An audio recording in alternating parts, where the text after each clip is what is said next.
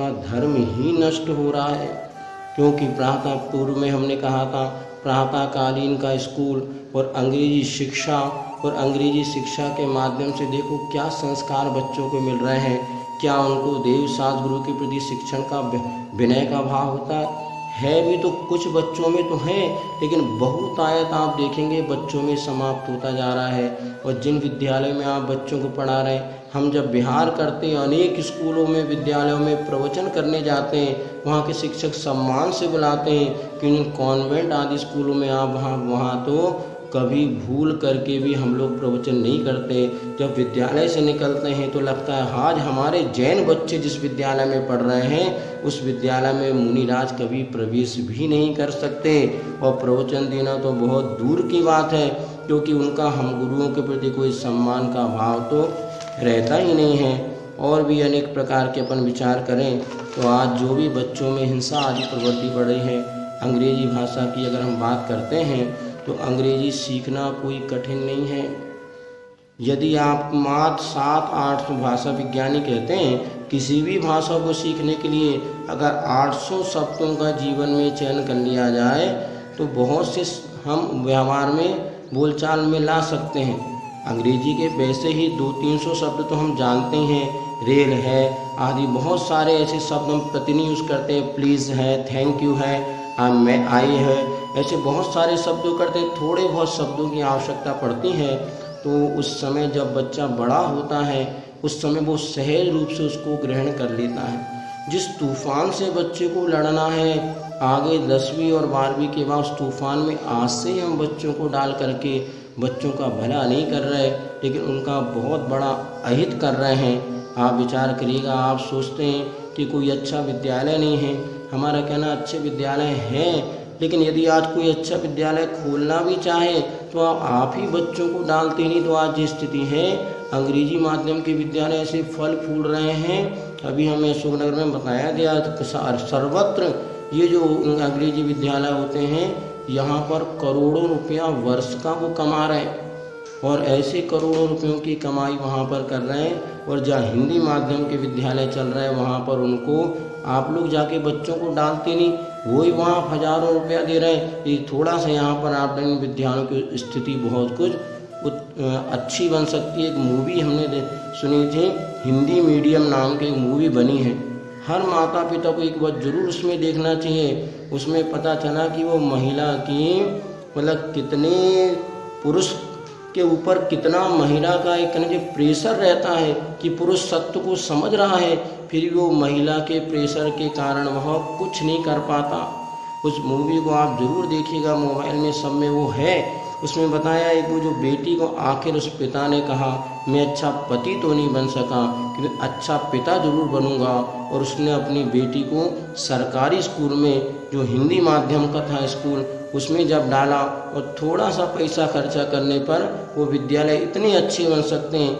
आज हम देख रहे हैं जगह जगह हिंदी माध्यम के अच्छे विद्यालय हैं, अथवा जो हिंदी माध्यम के विद्यालय थे लेकिन जब वहाँ पर बच्चों को आपने डालना ही बंद कर दिया तो उनको ज़बरदस्ती से उन्हीं माध्यम को इंग्लिश माध्यम के स्कूल के रूप में परिवर्तन करना पड़ा। कई जगह हिंदी और इंग्लिश जैसे महर्षि विद्या मंदिर आदि जो बड़े बड़े स्कूल हैं वहाँ पर भी हिंदी माध्यम की शिक्षा होती है, किंतु हमारी अवधारणा के कारण उनको अंग्रेजी की ही शिक्षा में परिवर्तन करना पड़ रहा है। क्योंकि अंग्रेजी में अगर 500 बच्चे हैं तो हिंदी में मुश्किल से 200 बच्चे होते हैं। हमारी बदलती अवधारणा यदि हम थोड़ा सा परिवर्तन करें, हम डालें, हम किसी की करें ना करें, हम अपने बच्चों को अपने हिंदी माध्यम के स्कूल में ही डालेंगे, और जहाँ 3-4 परिवार अगर आप इकट्ठे हो जाएंगे तो बहुत सारे परिवार उसमें आगे आ जाएंगे। हमारा महिलाओं से कहना है कि आप अपने बच्चों के उज्जवल भविष्य की सोचिए, यहाँ मत दुनिया में मत देखिए, क्योंकि दुनिया में आप जहाँ कहीं भी जाएंगे अनेक प्रकार के लोग हैं। जब आप हंसेंगे तो हंस देगी दुनिया, जब ये कल भी बताया था आपको, अर्थात यहाँ दुनिया में आप जैसा करें आप करने लग जाएंगे तो लोग आपका समर्थन करेंगे, और नहीं करेंगे तो नहीं करेंगे। और हमारा कहना कोई कुछ भी कहे, लेकिन आप ये विचार करो कि गुरुवाणी महत्वपूर्ण है या जनवाणी महत्वपूर्ण है। गुरु महाराज अगर जिस बात को हमें कहते हैं और दुनिया हमारी प्रशंसा करे वो ज़्यादा महत्वपूर्ण है कि गुरु के माध्यम से जो कहा जाए वो महत्वपूर्ण है। जब गुरु महाराज बार बार हमें ये बात को समझा रहे हैं, फिर भी हम लोग उस बात को क्यों नहीं समझ रहे, और समझने मात यही है कि हम दिखावे की ज़िंदगी से थोड़ा ऊपर नहीं उठ पा रहे हैं। और हमें देखो दुनिया की तो ये स्थिति है कि दो पति पत्नी थे और उनके पास एक घोड़ा था, थोड़ा कमज़ोर घोड़ा था, और फिर भी उन्होंने कहा चलो भाई यात्रा अपने को चलना ही है।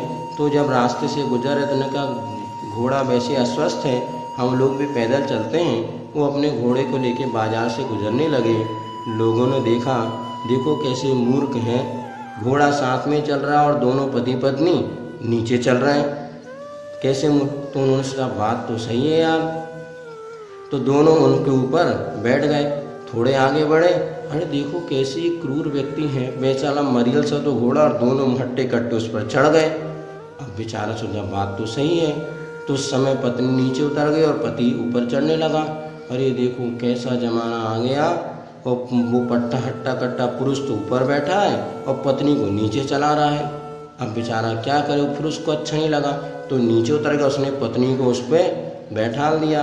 अब जैसे ही पत्नी उस पर बैठ गई, थोड़ा आगे बढ़ा, देखो कैसा जोरू का गुलाम है, पत्नी तो ऊपर बैठी और खुद नीचा चल रहा है। अब व्यक्ति करे तो क्या करे। ऐसे समय पे हमें सोचना चाहिए दुनिया की बातें मत सुनो, और जो गुरु महाराज आपको उपदेश दे रहे हैं, गुरु वर्ण को परम औसत माना है, गुरु के वचनों को परम औषधि माना है। और ये गुरु के वचन कितने महत्वपूर्ण होते हैं। पूज्य समय सागर महाराज जी को आपने देखा होगा, ज्ञान ध्यान तपो रखता अगर हम देखना है तो आज पूज्य समय सागर महाराज जी है, वो कभी भी अपने गुरु महाराज से कोई वार्ता करते आपने सुना नहीं होगा। एक संस्मरण में हमने पढ़ा कि जब उनसे किसी ने ब्रह्मचारी भैया से पूछा आप आचार्य से कभी कुछ बोलते नहीं, तो उन्होंने कहा मैं बोलता तो हूँ, तो क्या बोलता हूँ, बस जो गुरु आज्ञा। कभी भी आचार्य ने जो कुछ कहा तो उन्होंने सिर्फ कहा जो गुरु आज्ञा, क्योंकि उनके जीवन में गुरु आज्ञा से बड़ा कोई दूसरा महत्वपूर्ण विषय नहीं। सारे तत्व ज्ञान होने के बाद भी माँ गुरु आज्ञा कह करके वो अपने जीवन को कितना महान बना लेते हैं। हम लोग अनुभव कर रहे हैं गुरु आज्ञा का कितना आनंद है। हो सकता गुरु आज्ञा पालने में बहुत कष्ट हो, क्योंकि हर बात गुरु की या माता पिता की अपने अनुकूल नहीं होती, फिर भी गुरु आज्ञा आपको मिली है।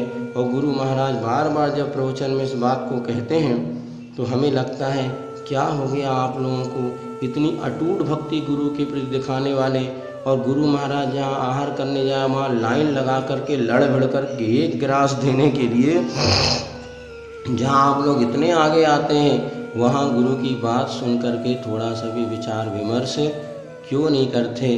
अब आप कहो कि महाराज हम तो मान जाएं किंतु हमारे बच्चे नहीं मानेंगे। बच्चे क्यों नहीं मानेंगे?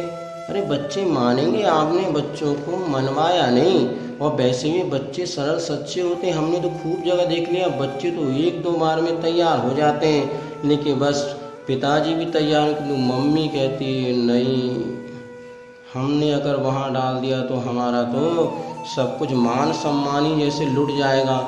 नहीं लुटेगा, गुरु का आशीर्वाद तुम्हें मिलेगा तो आशीर्वाद तुम्हारे लिए कई गुना प्रसन्नता का कारण होना चाहिए, ना कि दुनिया की बातों में आ भी जाओगे तो दुनिया तो ऐसा है तुम्हारे लिए कभी भी हजारों दर्द मंद मिलते हैं, काम के लोग चंद मिलते हैं, और मुसीबत का वक्त आता है तो अपनों को भी दरवाजे बंद मिलते हैं। ये अपने भी कभी काम आने वाले नहीं हैं। अपन पढ़ते हैं अरंते शरणम पवज्जामि, सिद्धे शरणम पवज्जामि, साहू शरणम पवज्जामि। साधु की शरण, गुरुओं की शरण हमारे लिए बहुत महत्वपूर्ण है, हमें विचार करना होगा। एक घटना हमने सुनी थी वो आपके सामने बताते हैं कि एक बेटी अपने पिता के साथ जा रही थी। रास्ते में एक नदी मिली और नदी को पार करना था।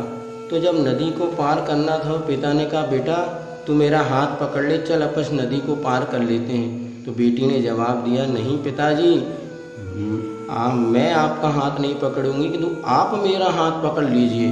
पिता कहने लगे इसमें क्या फ़र्क पड़ता है, कोई भी किसी का हाथ पकड़े। नहीं, क्या फ़र्क नहीं पिताजी, बहुत फ़र्क पड़ता है। यदि मैं आपका हाथ पकड़ूंगी और थोड़ी सी काई लगे पाषाण पर मेरा पैर पड़ गया तो मेरा पैर फिसल जाएगा और मैं आपका हाथ छोड़ दूंगी।